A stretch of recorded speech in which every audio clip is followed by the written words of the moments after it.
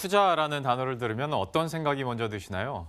알짜 정보는 숨겨져 있기 때문에 나는 접근하기가 좀 어렵고 또 규모가 크지 않으면 굳이 필요 없다라고 생각하시는 분들도 계실 겁니다.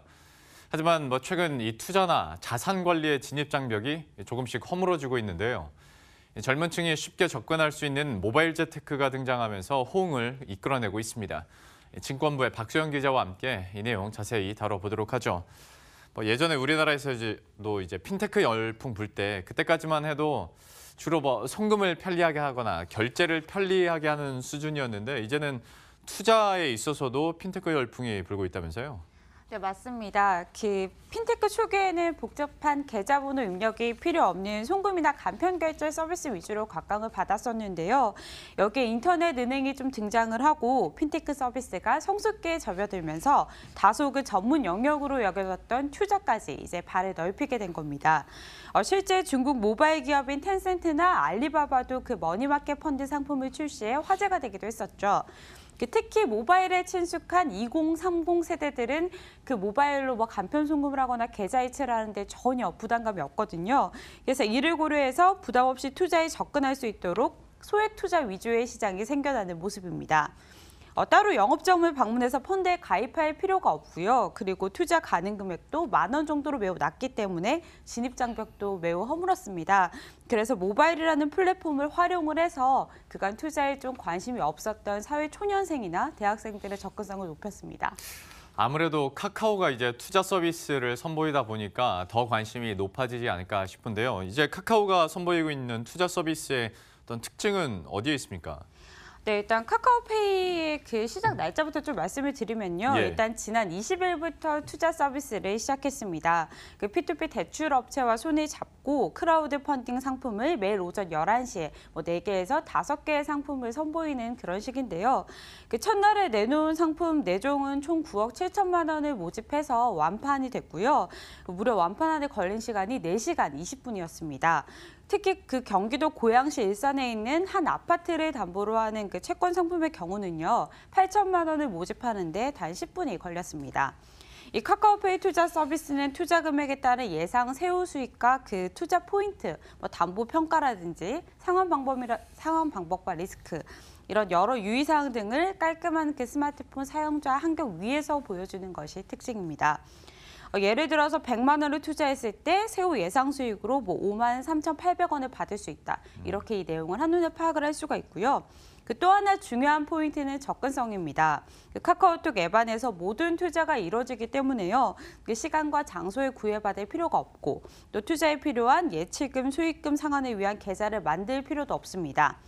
최소 투자 금액도 10,000원으로 낮아서 아까 말씀드렸지만 진입 장벽이 굉장히 낮아졌다는 평가까지 받고 있는데요. 카카오페이 관계자의 설명 직접 들어보시죠. 처음은 크라우딩 펀딩으로 시작하지만 그뿐만이 아니라 주식, 채권, 그다음 펀드까지 앞으로 다양한 분야로 확장할 계획을 가지고 있고요. 이제는 어디 지점을 찾아가시거나 별도 앱을 설치하시거나 이럴 필요 없이 그냥 카카오톡 하나만 있으면 원하는 모든 상품들에 손쉽게 투자하실 수 있는 시대가 열리게 되는 것입니다. 이렇게 카카오에 대해서 들어봤는데 사실 카카오 서비스 이전에 토스에서도 이제 투자와 관련된 서비스를 제공하지 않았었습니까? 토스 같은 경우에는 어떤 다뤄주는 서비스랄지 제공하는 정보도 훨씬 광범위한 것 같더라고요. 네, 맞습니다. 토스의 경우 P2P 대출 업체뿐 아니라요. 증권사와 제휴를 맺었기 때문에 좀 더 다양한 광범위한 투자가 가능합니다. 신한금융투자 손잡고 지난해 11월에는 펀드 매매를 선보였고요. 올해 4월에는 해외 주식 펀드에 투자할 수 있도록 계좌를 열었습니다. 이렇게 서비스를 확장하면서 토스의 누적 투자액은 3,500억 원을 넘어선 상황입니다. 토스를 통해서 발급된 신한금융투자 CMA는 약 60만 건에 달하고요. 부동산 소액 투자의 경우 월 350억 원 이상이 모집될 정도로 인기가 좋다고 합니다. 결국 토스와 카카오페이 모두 송금부터 결제, 주식 펀드, 또 부동산 투자 등을 아우르는 종합 금융 플랫폼을 표방을 하고 있는데요. 일단은 젊은 층에게 반응이 좋고 또 수요가 지속적으로 발생을 하고 있기 때문에 시장에 안착할 가능성이 매우 높습니다. 뭐 투자자의 경우 개인의 성향이나 편의를 잘 판단을 하고 모바일이 편할지 아니면 진짜 증권사를 방문해서 가입하는 게 편할지 알아보시면 되는데요.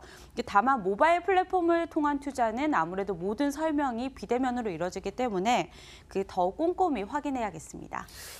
이쯤 되면 이제 기존 증권사들도 신경이 쓰일 수밖에 없을 것 같은데 현재 그 증권업계 분위기하고 앞으로의 그러면 이런 분야에 대해서 증권업계 전망은 좀 어떻게 나오고 있습니까?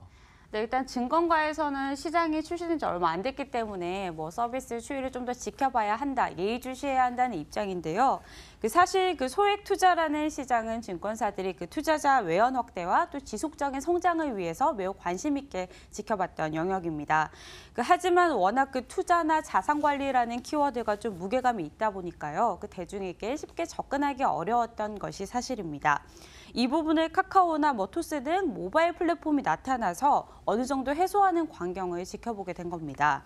특히 카카오가 바로 투자증권 인수를 마무리하게 되면 카카오를 통해 CMA나 MMF 등을 판매할 수 있게 돼서 파장은 더 커질 전망입니다. 카카오은행과의 시너지도 더 커질 것으로 보이고요. 이렇게 되면 수수료 인하 등 가격 경쟁도 촉발될 것으로 보입니다. 만약 이대로 카카오의 영향력이 좀 지속이 된다면 큰 규모의 자산 운용은 전통적인 금융권에서 또 사회초년생이나 대학생의 소액 투자 영역은 핀테크 쪽에서 가져갈 가능성도 조심스럽게 점쳐지고 있습니다. 아무래도 내년 상반기가 되면 어느 정도 윤곽이 드러날 것으로 보입니다. 예, 지금까지 증권부의 박소영 기자와 함께했습니다. 잘 들었습니다.